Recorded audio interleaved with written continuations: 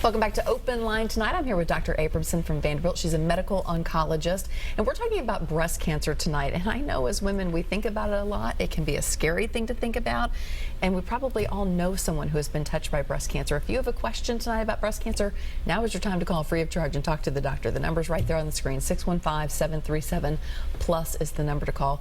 Let's move this train back a little bit. What is breast cancer? So let me start with just what is cancer in general. As you know, there are trillions of cells in anyone's body, and these cells are constantly growing, they're constantly dividing, and they're constantly doing what they need to do, sending signals to different parts of the body, doing whatever they need to do. And eventually, when they're done doing what they need to do, they die. They kill themselves off. They use millions of different pathways in order to achieve this goal. Different pathways to grow, divide, do what they need to do. And when one of these little pathways, when one little thing goes awry, everything can fall apart. And basically what cancer is one cell growing and continuously growing without check. Wow. So it just starts to grow, and eventually it grows so big that you can see it as a lump or something else on a scan. And then eventually it goes to different parts of the body and stops those parts of the body from functioning the way they normally do. So for example, if it goes to the lungs, it can grow in the lungs so much so that it makes breathing difficult. And that's what leads to cancer-related death.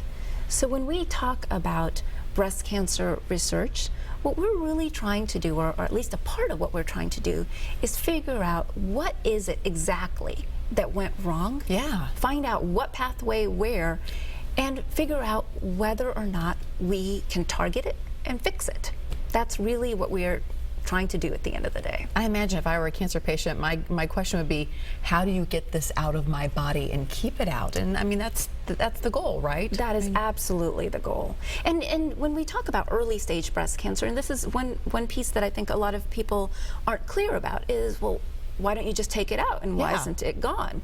So when we talk about breast cancer, we can remove the breast or remove the lump from the breast, but the concern really isn't the breast when you think about it.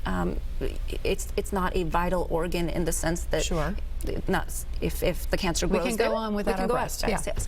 But the issue is that a single cancer cell or multiple cancer cells could leave the breast prior to the surgery, and they could get into the bloodstream and start growing there. And so that's what in early stage breast cancer we focus on, is trying to kill these loose little cancer cells, micrometastases as we call them, kill them off before they can grow and attach onto other organs. In a second, I'm going to ask you about risk factors so we don't get those little cells mutating. But first, let's talk to Amanda. She's on the line. Amanda, thank you for calling in tonight. What's your question? Hi, thank you for taking my question. Dr. Abramson, I really appreciate your being on the show and talking about this topic. So I've been reading a lot about personalized medicine, and I'm just wondering if there are any advances that you can talk about, having my own genes analyzed and my own DNA research so that I can get the best treatment for me. It's a great question, Amanda. And a lot of things, this goes back to the BRCA1, BRCA2, and we've heard about all this, and it's like, okay, well, should I get tested? Right, absolutely. So that is a great question. When we think about genetic risk factors for breast cancer, that really comes down to BRCA mutations and other mutations. And that depends a bit on family history and other risk factors. So if somebody has a family history, a strong family history of breast cancer, or family members who have ovarian cancer, or young members of their family who have had breast cancer, those are reasons to potentially get tested for one of these BRCA mutations or other mutations. But once somebody has breast cancer and we're trying to figure out how to target that particular breast cancer, that really is personalized medicine. That's exactly what we're doing. So we can take a person's, a tumor's DNA and type it. Type the actual DNA of the tumor and figure out what mutations that tumor has and potentially target those mutations. And we have been doing quite a bit of that actually in the past several years. I'm going to say, how new is this? So it's not widely available, but it's new as in the last couple of years. Wow. It's been available for longer than that, but it really wasn't used much before this past year. And so you're saying that you could come back to me and say, okay, we got the tumor, now we know what type it is, and this is how it's best treated. Yes, and most of those treatments are still on clinical trials. So what we can do is type the tumor's DNA and figure out what mutations or alterations there are in the DNA, what is it that went wrong, and hopefully there's a drug out there that can target that particular mutation. And I learned last month, I was focusing a lot on ovarian cancer. It was Ovarian Cancer Awareness Month. And I learned from doing a story on a woman who was being treated at Vanderbilt with an immunotherapy clinical trial that the drug she was receiving was not for ovarian cancer. One of the drugs was actually for melanoma, skin cancer. Right. So it was showing tremendous progress in treating ovarian cancer. So there's all these little things that just, maybe this will work, maybe that will work, right? It's true. And I think that if we look ahead to 20, 30 years from now, we won't be talking about breast cancer or melanoma or any of those. We'll be talking about the subtype of breast cancer or subtype of cancer in general. We'll be just saying we have a PI3 kinase mutated cancer, or we have a PD-L1 overexpressing cancer. That's the language we'll be using. And when it comes back to genetic testing, let's talk about that just a little bit, because I think that we've heard a lot about that too as well over the years. And then you saw Angelina Jolie have her breast removed, eventually her ovaries removed because she had the gene mutation. Yes. This isn't for everyone to go get tested. Absolutely not. Only about 5 to 10% of breast cancers are even associated with BRCA1 or 2 mutations. It's actually not very common.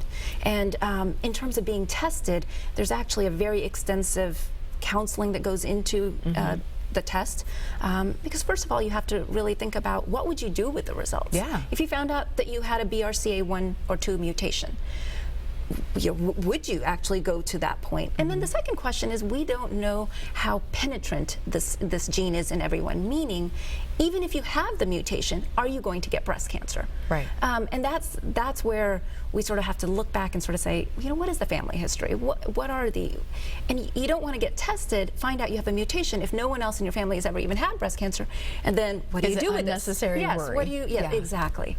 What can stress do to your body? Right, exactly. Exactly. You get asked those questions. And a lot of people also ask about, in terms of, if I do have a mutation, what should I do? I mean, the recommendation is for bilateral mastectomies and getting ovaries removed, but there are other things that can be done, like MRIs, breast MRIs that can be done yearly, so there can be sort of more intense screening as well. And so I guess the hope would be that if you do get it, you catch the cancer early. Exactly. Let's go back and talk about risk factors for cancer. We talked about these little cells, and one may go mutant and then lead to the tumor. What can we do? What can we not do to hopefully that doesn't happen? Yeah, so breast cancer, in terms of risk factors for breast cancer, the two biggest risk factors for breast cancer are being a woman and aging. And those are two things we should just embrace. But there are obviously other risk factors, a prior history of radiation, strong family history, genetics. Those are also things that we can't really change. But in terms of what we call modifiable risk factors, or things that we can change, one of the biggest things that we can do is start exercising. So a moderate amount of exercise over 3 hours a week actually can decrease the risk of breast cancer development by up to half. Wow, yes, that's big. It's huge. It's huge. The studies, they've sort of been all over the place. The benefit has been as low as 15%, as high as 50%, but somewhere in there. It helps. It helps, and it helps the heart. It helps sleep. The brain. It helps the brain. Everything. It helps fatigue. It helps everything. Other things. So obesity. It turns out having a body mass index over 30 can increase the risk of breast cancer significantly, about 2.5 times. Wow. And that's especially true if the weight is gained in the postmenopausal setting. So that's really, really important to remind people that that's the time when their metabolism may be going down anyway, to be extra vigilant about exercise and what they're eating.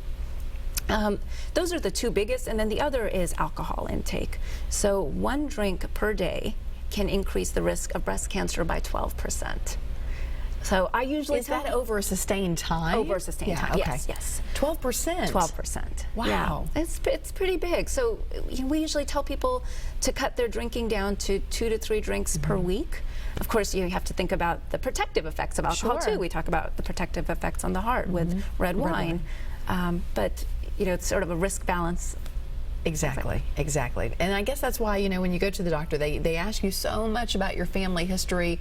Where have you seen cancer? Is it mainly the maternal side that matters? Is it the paternal side, or both? Is it equal? It's both. Okay. It really is both. And BRCA mutations can be inherited from the father's side as well. And so it's important to know that. And it's also important to know that these mutations can actually go to boys as well. Right. Right. And they can develop breast cancer. How prevalent is that? About 1% of breast cancers are male breast cancers. Okay, so very, very small, but it does happen. It does happen. The same type of symptoms and signs, the lump, and I mean, I guess that's the way most men would find it since they're not having a mammogram. Right, Yeah. exactly. That's exactly Wow. it. And they're usually a little bit later in life, around the age, past the age of 60. Oh. But they are, and it's only 1% of breast cancer, but when you consider how many cases of breast cancer there are worldwide, it's actually a pretty big number. Wow, my goodness. Okay, on that note, we are going to take a break. Just a reminder, if you have a question for Dr. Abramson, go ahead and give us a call. We'll get you lined up during the break. We're coming right back to talk more about breast cancer. Stay with us.